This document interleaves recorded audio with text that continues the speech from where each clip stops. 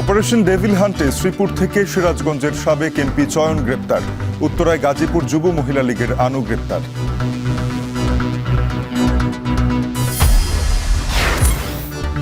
Tannery শিল্পে CETP কার্যকরের উদ্যোগ না থাকায় ক্ষুব্ধ ব্যবসায়ীরা। কোরবানির আগেই কাজ শুরুর আশ্বাস শিল্প উপদেষ্টার।